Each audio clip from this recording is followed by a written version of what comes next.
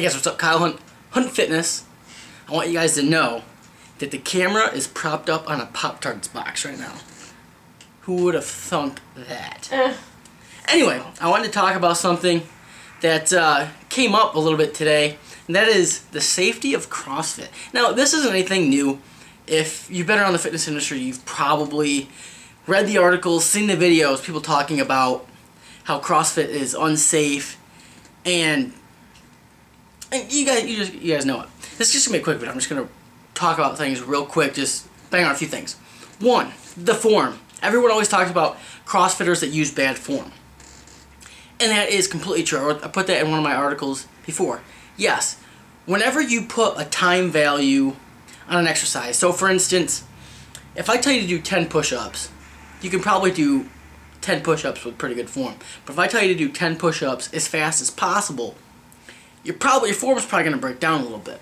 Now, that's not an excuse to use bad form. I'm just saying that is the case. And CrossFit kind of gets a bad rap because when you put a time value on exercise, people cheat. Now, however, if you're at a reputable CrossFit gym, CrossFit box, and no, they're not all the same, or in any type of CrossFit competition, you're actually judged on doing a complete movement. Can you still do shitty things on, like, round your back a little bit on a deadlift and stuff like that? Yeah, of course you can, and that's not what I would recommend doing. However, you go in any gym in America, I don't give a fuck what gym it is, you're going to see bad form. Trust me, I've trained in gyms all over the country, and I don't know if I've been in any gym where I've walked around and said, damn, I don't think I've seen one person use bad form in this gym. They have really good form.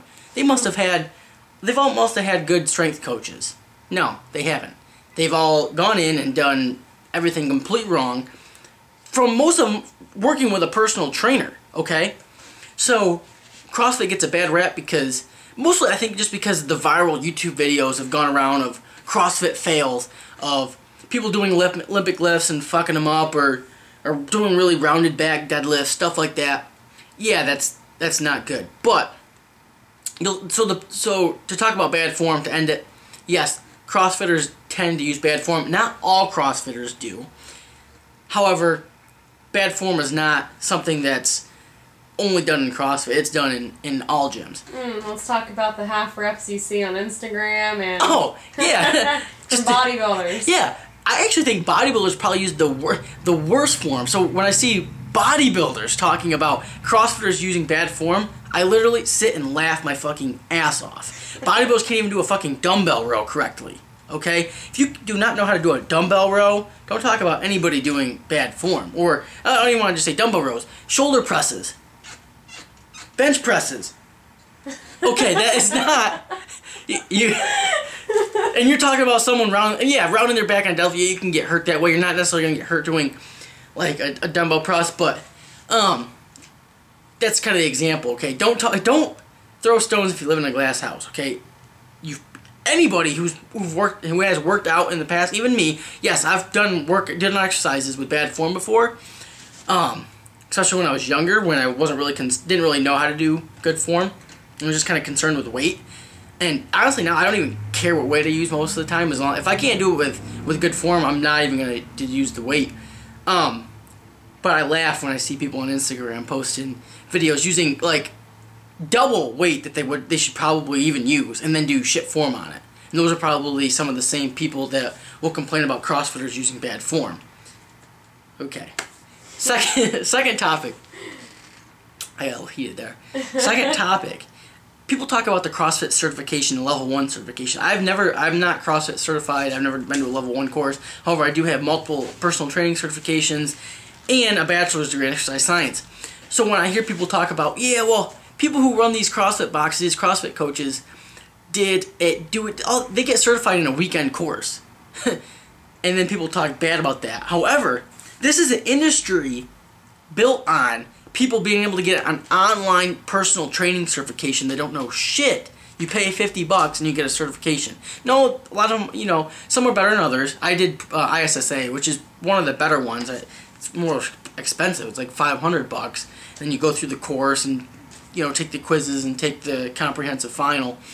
Yeah, but I mean that's one of the more exclusive. And let me just tell you something, coming from someone with a bachelor's degree in exercise science, even if you have a personal training certification, that's like not even one class, one exercise-related class in like exercise science, exercise physiology, kinesiology degree.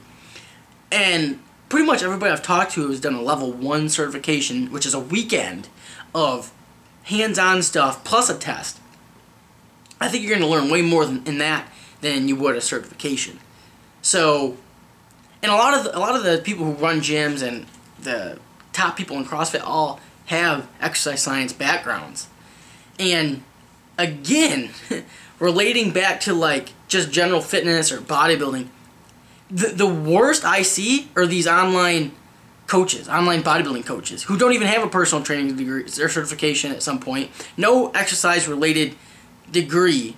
They've done 1 competition or 2 competitions or 5 competitions themselves, and now suddenly they're an online coach or a personal trainer, okay? And those are the people that I see the worst practice from, the worst information, the worst, basically just all around lack of knowledge or lack of competency in nutrition or training.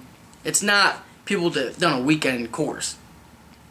And form is something that, do you need a fucking PhD to learn how to do an exercise? No, you don't. You just need to learn how to do it and practice it and understand what's right and what's wrong. And good instruction, good teaching ability, good coaching ability. What else? What else did you say in that article? About like boxes that only do the WODs and like as they are. First of all, everything can be scaled, and you should have more than that as an option. So another thing that people sometimes get mixed up about CrossFit is 2 things. One, they think CrossFit is only main site CrossFit, so CrossFit.com, those workouts.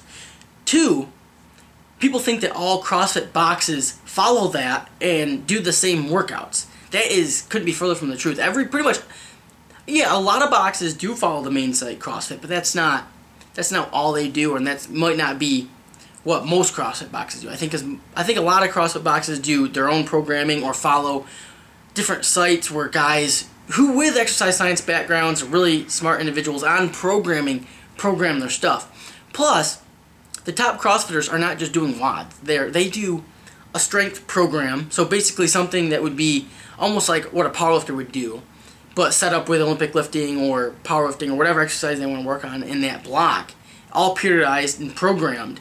Then they add in other stuff.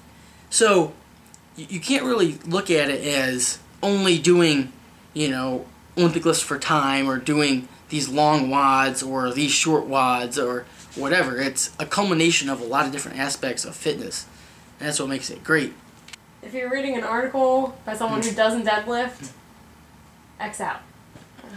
So kind of going back to the main topic here, is CrossFit safe to do?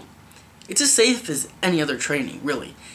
Honestly, if you're going to train really hard and push yourself, any type of training is probably not going to be the safest. But the safest training is probably not the training that's going to get you the most results. Yeah, just going in the gym and doing a couple curls and getting a little pump. Yeah, you're not really, it's pretty conservative, it's pretty easy. You're not going to get hurt doing that, but you're also not going to make any progress. Loading up a bar with a shitload of weight and deadlifting it, that you might get hurt doing that because it's going to challenge you. It's going to push you outside your comfort zone. So if you're ever reading an article where someone says they don't deadlift, X out. That's all, folks. Peace.